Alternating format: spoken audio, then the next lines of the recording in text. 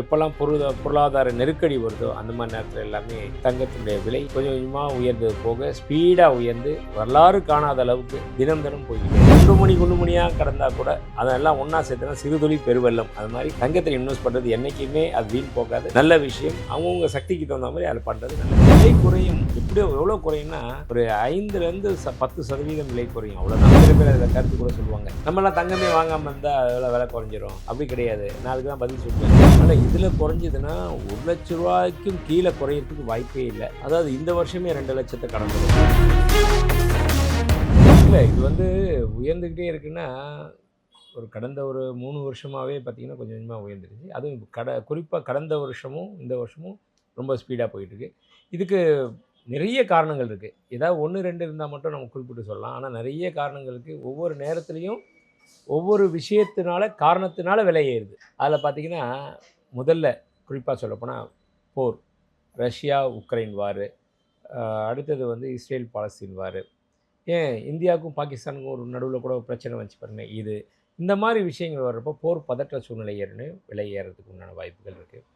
ரெண்டாவது, அமெரிக்காவுடைய பொருளாதார நெருக்கடி வந்தோடனே அதனுடைய தாக்கம் தங்கத்தின் விலை ஏற ஆரம்பிச்சிது. அதுக்கப்புறம் அமெரிக்காவுடைய டாலருடைய விலை குறைய ஆரம்பிச்சதும் மக்கள் எல்லாமே, பெருமுதலீட்டாளர்கள் எல்லாமே அதிலேருந்து பணத்தை எடுத்துகிட்டு கோல்டில் இன்வெஸ்ட் பண்ண ஆரம்பித்தாங்க. அதுபோல் வட்டி விகிதத்தை ஃபெடரல் ரிசர்வ் தன்னுடைய வைப்பு நிதிக்கான வட்டி விகிதத்தை குறைச்சாங்க.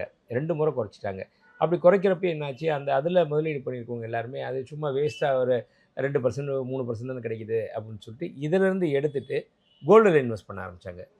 அந்த மாதிரி பல விஷயங்கள். ஏன் அவ்வளோ எதுக்கு, மற்ற நாடுகள் எல்லாருமே, அதாவது China, Russia, Norway, Italy, India, எல்லா நாடுகளுமே தங்கத்தில் இன்வெஸ்ட் பண்ண ஆரம்பித்தாங்க. ஏன்னா இன்றைக்கி குளோபல் கரன்சி கோல்டு தான். அமெரிக்கா டாலரை அதன் மேலே நம்பிக்கை இழந்து போயிட்டாங்க, அதனால் வந்தாச்சு. இது ஒரு பக்கம்லாம் இருக்கிறப்போ அமெரிக்க அதிபர் டொனால்டு ட்ரம்ப் பல்வேறு விதமான டேரிஃப் வார் விதித்தார். ஒவ்வொரு நாடு மேலேயும் ஒவ்வொரு வாட்டி ஒரு 10 நாளைக்கு ஒரு தடவை ஒரு கண்ட்ரி மேலே இத்தனை சதவீதம் வரும் வரி போடும், இம்போர்ட் டியூட்டி அப்படின்னாங்க. அப்புறம் சைனா மேலே 50%, 75, 100, 150% அப்படிலாம் ஒவ்வொரு அறிக்கை வர வர தங்கத்தினுடைய பாதிப்பு இந்தியா மேலேயும் போட்டாங்க. அதே மாதிரி இந்தியாவில் யாரெல்லாம் H1B விசா வச்சு போகிறாங்களோ கம்பல்சரி நுழைவு கட்டணமாக 92 லட்சம், அதாவது நியர்லி 1 கோடி ஆயிடுச்சு. இதை அந்த கம்பெனிக்கு செலுத்தணும், இல்லாட்டி யார் வர்றாங்களோ வேலைக்கு அவங்க செலுத்தணும் அப்படின்ற அளவுக்கு அந்த மாதிரி போட்டாங்க. அப்புறம் இந்த கோல்டன் விசா அறிவித்தாங்க, அதுக்கு இத்தனை கோடி ரூபா கொடுத்தா கோல்டன் விசா தரேன். இந்த மாதிரி பல்வேறு சூழ்நிலைகள் வர வர வர தங்கத்தினுடைய தாக்கம் எல்லாமே தங்கத்தில் வர ஆரம்பிச்சிது. தங்கத்தினுடைய விலை கிடுகிடுன்னு விலை உயர்ந்து எப்போல்லாம் பொருளாதார நெருக்கடி வருதோ அந்த மாதிரி நேரத்தில் எல்லாருமே கோல்டு பக்கம். இது மட்டும் இல்லாமல் முக்கியமாக சொல்லப்போனால் ரியல் எஸ்டேட், ஃபினான்ஸு, பங்குச்சந்தை, இது எல்லாமே டவுன் ட்ரெண்டில் போகும். அதில் இன்வெஸ்ட் பண்ணியிருக்கவங்க எல்லாமே அதில் எவ்வளோ தான் லாஸில் பார்ப்பாங்க, இமீடியட்டாக ஏதாவது ஒரு ப்ராஃபிட்னா கோல்டில் எடுத்து போட்டு கோல்டு பக்கம் திரும்ப ஆரம்பித்தாங்க. வேர்ல்டு வைடாக இந்த மாதிரி பல்வேறு காரணங்கள் வர வர தங்கத்தினுடைய விலை கொஞ்சம் கொஞ்சமாக உயர்ந்தது போக ஸ்பீடாக உயர்ந்து வரலாறு காணாத அளவுக்கு தினம் தினம் போய்கிட்டே இருக்குது. இல்லை, இதில் ஜியோ பாலிட்டிக்ஸ் இருக்குது. ஜியோ பாலிட்டிக்ஸ்னால தான் இந்த விலையும் உயருது. ஆனால் சைனா மட்டுமே பண்ணுறதுனால விலை உயரலை. ஏன்னா அப்படி இருந்தால் சைனாவே உங்களுக்கு வாங்க மாட்டான்ல. சைனாவுமே கிட்டத்தட்ட ஒரு 300 டன் உற்பத்தி நடக்குது ஒவ்வொரு வருஷமுமே, வெட்டி எடுக்கிறாங்க. அது மட்டும் இல்லாமல் வெளியிலேருந்து வாங்கிட்டு இருக்காங்க. சைனா நாளுக்கு நாள் பார்த்திங்கன்னா பெருகிட்டே இருக்குது. சைனாவில் கோல்டு அவங்க கவர்மெண்ட்டே வாங்க சொல்கிறாங்க, அந்தளவுக்கு உயர்ந்துக்கிட்டு இருக்குது. இது முழுக்க முழுக்க அமெரிக்காவுடைய ஒரு கொள்கை ரீதியான எடுக்கக்கூடிய முடிவுகள் அதை சார்ந்து இருக்குது. நீங்கள் சொல்கிறது அந்த இது கரெக்டு தான், ஏகாதிபத்திய கொள்கை முடிவு. அதை வச்சு உலகம் முழுவதுமே விலை ஏறிட்டு. ஆரம்பத்திலலாம் ஆபரணமாக பார்த்துக்கிட்டே இருந்தோம். இப்போ அதெல்லாம் தாண்டி ஆபரணமாகவும் இருக்கலாம், அதே சமயத்தில் ஒரு சிறந்த முதலீடு, பாதுகாப்பான முதலீடு, எளிய முறையில் அதை பணமாக்கக்கூடிய ஒரு முதலீடு. மற்ற விஷயங்கள் எல்லாமே ஒரு லேண்டில் போட்டோம்னா கூட அது விற்கிறப்ப தான் வெயிட் பண்ணி வாங்கணும், பணம் வரும். ஷேர் மார்க்கெட்டில் போனால் கூட T+2 வாங்க, அதாவது டிரான்சாக்ஷன் +2 days 3 days டைம், அப்போ தான் நம்ம அக்கௌண்ட்டில் பணம் வரும். இந்த மாதிரி பல்வேறு விஷயங்கள் அது கூட எல்லாமே கரெக்டாக இருக்கணும்ல.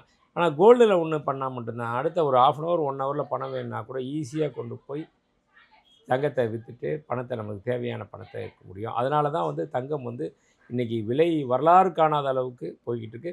இந்த ஒரு விஷயத்த வந்து மக்கள் மட்டும் தான் முதல்ல பார்த்துக்கிட்டே இருந்தாங்க.